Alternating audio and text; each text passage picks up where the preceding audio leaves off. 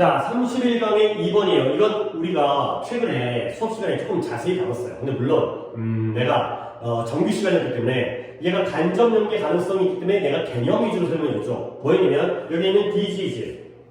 물론 이제 내신에서도 이 정도의 이해는 필요하긴 한데 disease가 있고요. 얘가 질환이었죠. 그 다음에 illness. 얘가 질병이었죠. 그 다음에 sickness. 얘가 그냥 병이었죠. 선생님 이게 뭐가 달라요? 나도 잘 모르겠어요. 근데 질환이라는 건 의학적 개념이고 질병이라는 건 개인적 개념이고 sickness는 사회적 개념이라고 내가 설명을 했죠. 오케이? 근데 이제 그거는 내가 간접 연계 쪽으로 예상을 해갖고 수업을 진행하는 거고 내신이라면 내신에서는 얘가 가장 범위가 좁아요. 근데 이 둘까지는 비교가 안 나왔지만 얘보다는 얘가 더 좁은 범위를 가지고 있어요. 근데 정의상으로는 의학적 정의로는 질환이라는 디지즈가 가장 좁은 범위이지만 현실적으로는 더 많은 질병과 병이 질환 안에 포함이 된다. 정신질환이라든가 아니면 알코올 중독이라든가 아니면 약물 남용이라든가 이런 것들이 이 질환에 포함된다. 그 이유는 뭐다? 우리가 뭔가 그걸 착각할 수도 있겠지만 어떤 의료 체계적인 관점에서 의료보험이라든가 이제 이런 데에 보장을 받기 위해서는 넓게 이걸 정의할 필요성이 있기 때문에 실질적인 그러한 의학적 정의에 비해서 디지즈에 더 많은 게 포함이 된다. 살짝 어려운 독해예요. 자, 가볼게요. 의학사회에서, 의학적인 사회에서 질병이라는 건 일단 정의가 나오는데 엄격한 정의입니다. 뭐라고 읽어지느냐? adverse라는 게 불리한 육체적 상태예요. state가 상태 정도 알고 있죠? consisting of가 뭐로 구성된 뭘로? 이런 생리적인 기능장애. 근데 어디에? 한 개인 속에서. 이게 바로 디지즈 질환의 정의예요. 한 번 더 보면 한 개인 몸 안에, 신체 안에 신체적인 기능장애로 구성되어진 불리한 육체적 상태가 바로 그러한 질환이 되겠어요. 근데 무엇과 비교했을 때 이러한 질병과 병과 비교했을 때 질병과 병과는 다른 개념이라는 거예요. 물론 여기서 나와 있는 걸 우리가 추론해보면 질병과 병이 덜 넓은 개념이고요. 질환은 의학적 개념이기 때문에 좀 더 좁은 정의이다. 좁은 개념이다. 가 되고요.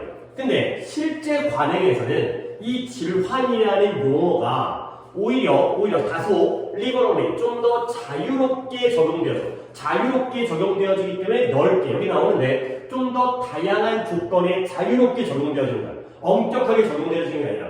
근데 이 다양한 조건이 뭐냐면 위에 나왔던 이 정의에 정확하게 들어맞지는 않은 더 다양한 조건까지도 이 질환이라는 용어가 적용되어진다는 거죠. 그래서 그 사례, 엄격히 따지면 질환이 아닌데 질환으로 적용되어지는 사례가 나오는데요. One of the more controversial 논란거리가 되는, 논쟁거리가 되는 그러한 영역 중에 더 논란거리가 되는 영역들 중에 하나가 무엇과 관련되어 있다? 정신적인 병과, 정신병과 관련되어 있다는 거예요. 자, 그래서 이 문장 가지고 우리가 했었는데 It could be argued that 이렇게 주장되어질 수가 있다는 거야. 이시 가주어고요. 대절이 진조예요. 뭐라고 주장되어질 수 있냐면 많은 것들, 이것도 우리가 했었죠.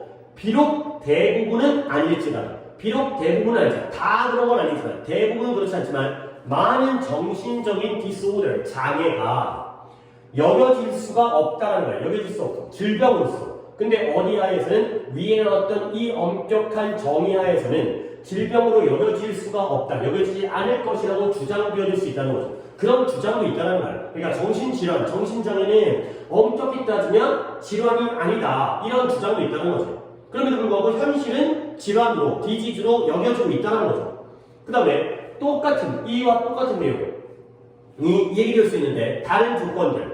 근데 어떤 조건이냐면 다양한 경우에 various times 다양한 경우에 질환으로 확인되어지는 그러한 다른 조건들의 경우에도 똑같은 얘기가 해질 수 있다. 그 말이에요? 이것도 엄격히 위에 나온 정의에 따르면 질환으로는 여겨지지 않을 수 있다는 주장이 가능하다는 거예요. 그리고 그 예시가 뭘 포함하느냐? 알코올리즘, 알코올 중독과 약물 남용 같은 것들이라는 거예요. 그러니까 결국 엄격히 질환은 아니지만 일상적으로 질환이라고 여겨지는 게 바로 이러한 알코올 중독과 약물 남용이 되겠어요. 그래서 이러한 조건들은 필연적으로 이렇게 requisite 필수적이고요. clear cut 명확한 그러한 이러한 증상, 이러한 병리적인 증상을 포함하고 있지 않다는 거야. 필수적이고 명확한 이러한 symptomatology, 이러한 병의 증상을 가지고 있지 않고요. 그 다음에 이런 근본적인 그러한 생물학적인 이러한 병리, 이러한 기능장애, 이런 것들을 가지고 있지 않다는 거죠. 건강 이상을. 그래서 이제 symptomatology라든가 pathology 이런 단어는 중요한 단어 아니고요. 그러니까 질병이 아니라는 거죠. 이런 알코올 중독과 약물 남용이라는 게 필수적이고 명확한 그러한 병의 증상이라든가 아니면 이런 이 근본적인 생물학적인 건강 이상을 꼭 가지고 있지 않은 경우도 있다는 거야. 질환이 아닌 경우도 있다는 거죠. 근데 그럼에도 불구하고 nevertheless 이러한 알코올 중독과 약물 남용이 종종 이렇게 대적되어 처리되어지는데 마치 뭐인 것처럼 처리되어지면 대해지면 마치 그들이 질병인 것처럼 질병이 아님에도 불구하고 과거죠. 질병이 아님에도 불구하고 질병인 것처럼 이렇게 대해지는 경우들이 있다는 거죠. 자, 그럼 왜 그럴까? 왜 이렇게 질병이 아닌데도 질환으로 처리되어지면 이거에 대한 설명. 이때 디스가 가리키는 건 엄격한 질환은 아니지만 아까 나왔던 정신장애라든가 이런 알코올 중독이라든가 이런 약물 남용들이 이렇게 질환으로 여겨지는 처우되어지는 치료되어지는 이 한 가지 설명은 분명하대요. 뭐냐면 in order 뭐하기 위해서 in order to 어떠한 조건이 이런 건강관리 시스템에 의해서 치료되어지기 위해서는 쉽게 말해서 의료보험의 보장을 받기 위해서는 그 조건이 이런 하나의 질환으로 확인되어지는 게 바로 조건이기 때문에 좀 더 넓게 본다는 거죠. 그런 까닭에 어떤 경향이다? 좀 과도하게 넓은 conceptualization, 개념화의 경향이 있다는 거예요. 이 질환의 개념을 좀 더 과도하게 넓게 보는 경향이 존재한다.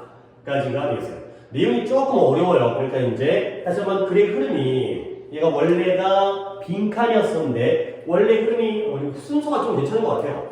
원래 흐름이 뭐냐면 질환에 대한 정의가 나와요. 즉 질병과 병과 다르다. 근데 실제 반응에서는 좀 더 다양한 조건에 여기 정의에 들어맞지 않는 그 예시가 정신적인 질병이 되는데 얘네가 대부분은 아닐지라도 많은 것들이 이 정의에서는 그 질환으로는 여겨질 수 없다라는 주장이 가능하고요. 그 다음에 이와 다른 이거 말고도 다른 조건의 경우도 같은 말이 적용될 수 있다는 거죠. 그 예시가 알코올 중독과 약물 남용이 되고요. 이 알코올 중독과 약물 남용은 위에 나온 거기에 딱 맞는 그러한 건강 이상이라든가 병 증상이라든가 이런 것들은 가지고 있지 않음에도 불구하고 마치 얘네가 질환인 것처럼 대해지는 경우가 있는데 그 이유는 뭐다? 헬스케어 시스템에 의해서 치료되어지기 위해서 넓게 개념화하는 경향이 있다가 되겠어요. 어법이라든가 이런 것도 나올 수 있을 것 같아요. consisting of, 뭐뭐로 구성된 이런 부분. 그렇죠? 그 다음에 이 부분. if not most, 대부분의 경우는 아닐지라도. 그 다음에 여기에 in order to 정사의 의미상에서 이 부분. 이런 부분도 어법이 좀 가능성이 있어 보여요. 내용은 쉽지 않으니까 좀 꼼꼼하게 봐둬야 되는 지문이 있어요. 여기까지.